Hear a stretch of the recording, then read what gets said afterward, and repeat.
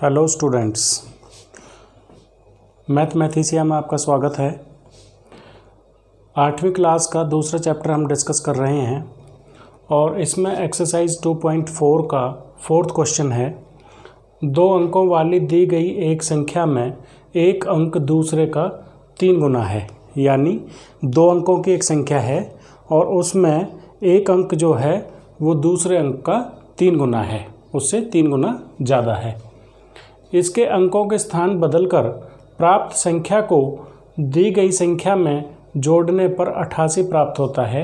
दी गई संख्या ज्ञात करो। तो मैंने आपको बताया था जब भी इस तरह का क्वेश्चन हो तो आप उसमें मान लीजिए। तो इसमें क्या करेंगे, माना एक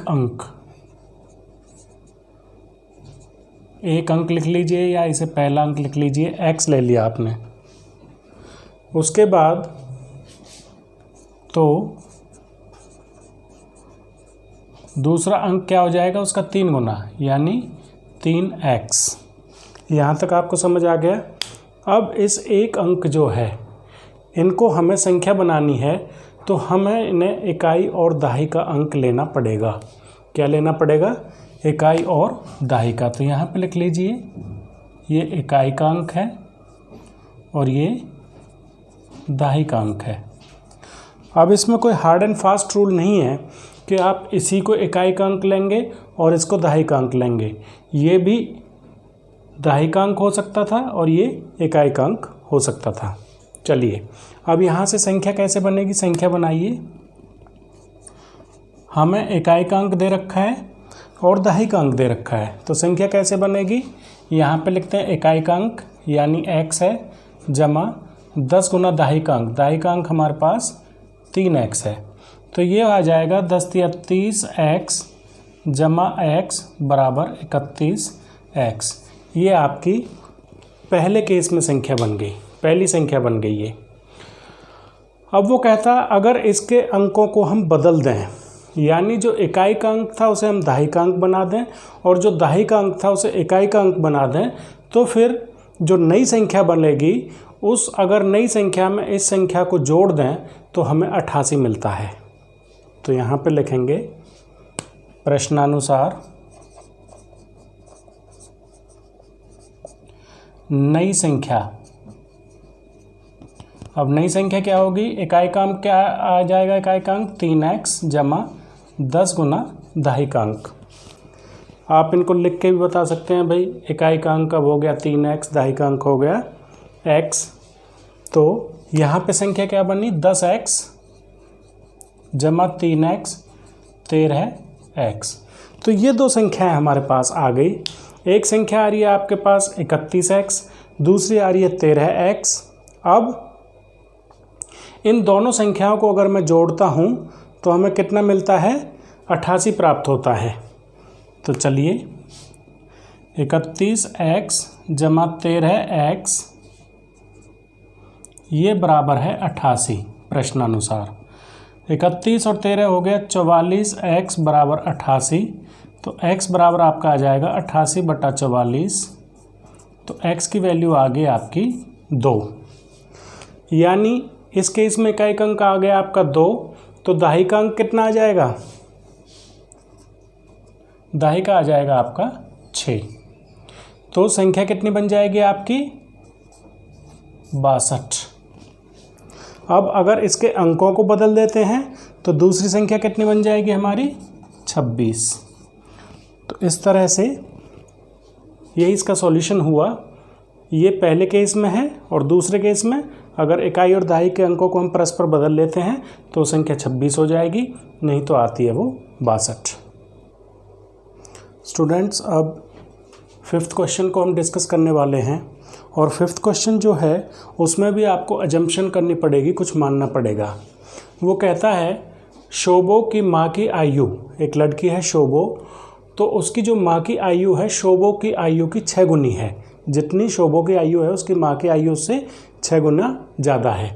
5 वर्ष बाद शोभो की आयु उसकी माँ की वर्तमान आयु की 1/3 हो जाएगी। अब क्या दे रखा है, शोभो की आयु तो 5 वर्ष बाद ले रखी है और उसकी माँ की वर्तमान आयु, यानी शोभो की आयु जो 5 वर्ष बाद है और उसकी माँ की जो वर्तमान आयु है उसमें उन्होंने संबंध स्थापित कर रखा है। तो वो कहता है उनकी आयु ज्ञात कीजिए।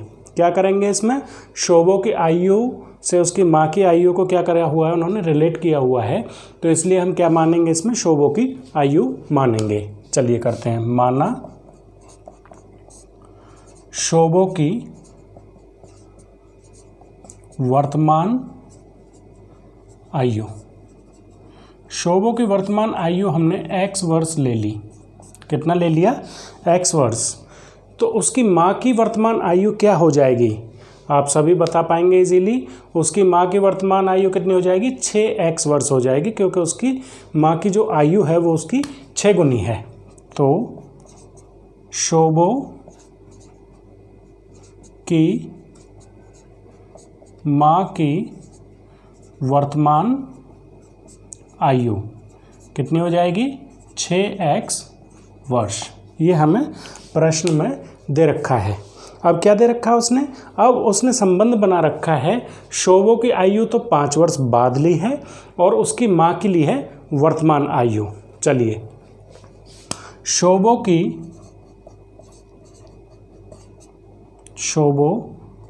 की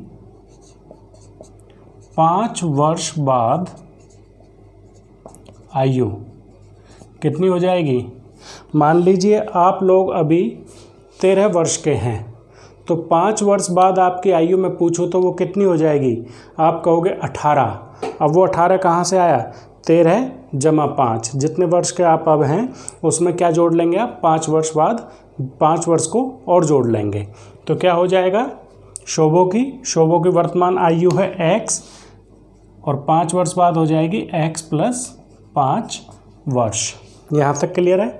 अब हमें शोभो की 5 वर्ष बाद वाले आयु और उसकी माँ की वर्तमान आयु में, शोभो की 5 वर्ष बाद आयु और उसकी माँ की वर्तमान आयु में रिलेशन दे रखा है। क्या दे रखा है कि शोभो की आयु उसकी माँ की वर्तमान आयु की 1/3 होगी। 1/3 का मतलब, अगर मैं शोभो की 5 वर्ष बाद की आयु को 3 से गुना कर दूं तो किसके बराबर हो जाएगी, वो उसकी माँ की वर्तमान आयु के बराबर हो जाएगी। यहाँ पे लिख देता हूँ मैं प्रश्नानुसार। प्रश्नानुसार क्या हो जाएगा, प्रश्न में उसने क्या दे रखा है, शोभो की जो आयु है 5 वर्ष बाद x जमा 5, ये बराबर है 1/3 किसके, उसकी माँ की वर्तमान आयु के। समझ आया, या तो मैंने कहा था 3 से इसको गुना कर देता हूँ, या 1/3 होगी उसकी माँ की वर्तमान आयु के। अब देखिए स्टूडेंट्स, अब इसको हम 3 से यहाँ पे क्रॉस मल्टीप्लाई कर सकते हैं, या 3 से यहाँ कट भी सकता है तो आप उसे यहाँ भी काट सकते हैं, यहाँ से भी हल हो जाएगा। जैसे भी आपकी इच्छा हो वैसे आप कर सकते हैं। चलिए मैं 3 से यहाँ मल्टीप्लाई करके कर लेता हूँ, तो क्या हो जाएगा, ये 3 ब्रैकेट में x जमा 5 बराबर 6x। अब 3 से मल्टीप्लाई करेंगे तो 3x जमा 15 बराबर 6x। 3x को उधर ले जाते हैं तो 15 बराबर 6x माइनस 3x। तो 15 बराबर किसके आ गया, 3x के। इट मीन्स मैंने बताया था 3x बराबर 15, तो x किसके बराबर आ जाएगा, 15/3। x की वैल्यू आ गई 5। यानी जो शोभो है उसकी वर्तमान आयु कितनी है, 5 वर्ष। x हमने क्या लिया था, शोभो की वर्तमान आयु ली थी, तो शोभो की वर्तमान आयु कितनी होगी, 5 वर्ष। यहाँ पे लिख लेना, शोभो की वर्तमान आयु 5 वर्ष और उसकी माँ की कितनी हो जाएगी, 6 गुना। तो 6 गुना 5 बराबर 30 वर्ष, और यही इसका आंसर है। स्टूडेंट्स, नेक्स्ट क्वेश्चन है क्वेश्चन नंबर 6, और ये क्वेश्चन क्या है, महूली कोई गांव है तो वहाँ पे विद्यालय बनाना है महूली गांव में, और उसके लिए एक आयताकार भूखंड गांव वालों ने उन्हें बाड़ लगानी है, फेंसिंग करानी है। उसकी लंबाई और चौड़ाई का अनुपात दे रखा है 11:4, और उनकी बाड़ लगाने में, फेंसिंग करने में 100 रुपये प्रति मीटर की दर से उनका खर्चा आता है 75,000 रुपये। तो आपको इस आयताकार क्षेत्र की लंबाई और चौड़ाई निकालनी है। वो कहता है उसकी भूखंड की माप ज्ञात करो, यानी उसकी डायमेंशंस बताओ। तो कैसे करेंगे, ये अनुपात दे रखा है तो क्या करेंगे, माना आयताकार भूखंड की लंबाई हमेशा ज़्यादा होती है आयत में, तो 11x मीटर ले लिया। अब x क्यों लगाया इसके साथ, क्योंकि वो 11 नहीं है, वो उनका अनुपात है 11:4, इसलिए हमने क्या ले लिया, 11x मीटर ले लिया। तो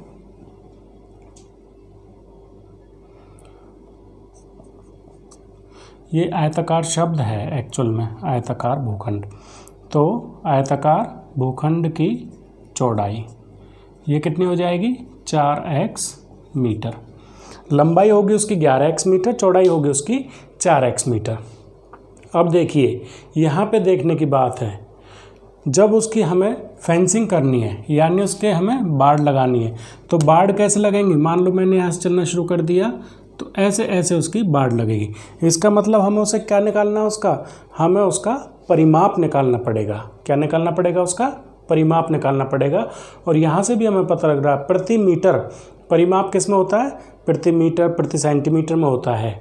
तो आप इसमें उसका एरिया निकालने की ना सोचें, क्या निकालना, उसका परिमाप निकालना है। तो क्या करूँगा मैं यहाँ पे, भूखंड का परिमाप, और भूखंड कैसा है, आयताकार है। तो ये होता है 2 ब्रैकेट में लंबाई जमा चौड़ाई, यानी 11x जमा 4x मीटर। तो कितना हो जाएगा, 2 × 15x मीटर। तो ये आपका हो गया 30x मीटर। कितना हो गया उसका भूखंड का परिमाप, कितना हो गया 30x मीटर। तो स्टूडेंट्स हम उसका क्या निकालेंगे, भूखंड का परिमाप निकालेंगे। और आयताकार भूखंड का परिमाप क्या होगा, 2 ब्रैकेट में लंबाई जमा चौड़ाई, ये 11x लंबाई है उसकी और 4x उसकी चौड़ाई है।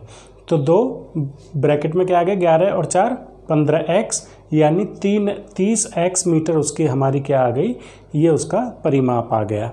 अब देखिए उसने एक संबंध और दे रखा है कि 100 रुपये प्रति मीटर की दर से 75,000 रुपये खर्च हुआ। तो आप जानते हैं यहाँ से हम उसकी टोटल लेंथ निकाल सकते हैं, टोटल परिमाप निकाल सकते हैं। लंबाई और चौड़ाई अलग अलग तो नहीं निकाल सकते, लेकिन टोटल का निकाल सकते हैं। कैसे निकालेंगे, देखिए कुल व्यय किया उन्होंने रुपये 75,000, और खर्चा क्या था, खर्चा था 100 रुपये 100 प्रति मीटर। तो यहाँ से क्या आ जाएगा, भूखंड की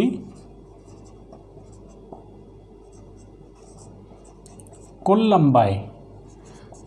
अब ये कुल लंबाई मैंने कैसे लिखा है, ऐसे लिखा है, या तो इसे लंबाई लिख लीजिए, नहीं तो आप इसको परिमाप लिख लीजिए, कहीं आपको कन्फ्यूज़न ना हो। भूखंड का कुल परिमाप, क्योंकि लंबाई लिखने से आपको कन्फ्यूज़न हो सकता है। तो कुल परिमाप कितना हो जाएगा, 75,000 को आप डिवाइड कर देंगे 100 से, तो कितना आ जाएगा, ये 750 मीटर। कितना आ गया, 750 मीटर। अब आपके लिए आसान हो गया, ये भी परिमाप है और ये भी परिमाप है। जब ये परिमाप है उसी भूखंड का और ये भी परिमाप है उसी भूखंड का, तो दोनों क्या होंगे, बराबर होंगे। तो क्या लिखेंगे हम, 30x बराबर 750, x बराबर किसका हो जाएगा, 750 बटा 30। तो x बराबर आ गया आपका 25। x का मान निकलने का मतलब आपका क्वेश्चन सॉल्व हो गया। तो यहाँ से x की वैल्यू 25 आई। तो अब हम क्या करेंगे, लंबाई क्या हो जाएगी उसकी, लंबाई हो जाएगी 11x मीन्स 11 गुना 25 मीटर। तो 11 गुना 25 कितना आ जाएगा, 275 मीटर। और चौड़ाई क्या हो जाएगी स्टूडेंट्स, चौड़ाई हो जाएगी 11 गुना 4 मीटर, यानी 25 गुना 4 मीटर यानी 100 मीटर। तो इस तरह से उस ग्राउंड की डायमेंशंस आ गए हमारे पास कि उसकी लंबाई है 275 मीटर और चौड़ाई है उसकी 100 मीटर, और यही इसका सॉल्यूशन है।